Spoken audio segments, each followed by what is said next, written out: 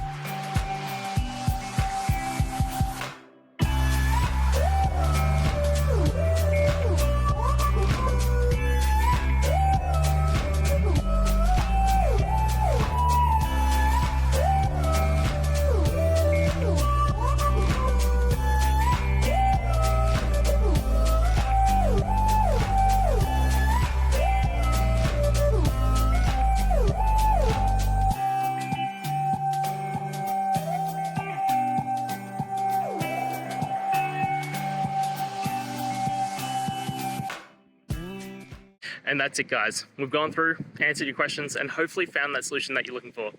If we did, please hit subscribe. I'd really appreciate it. And until the next time you need technical help, I hope you have a good one.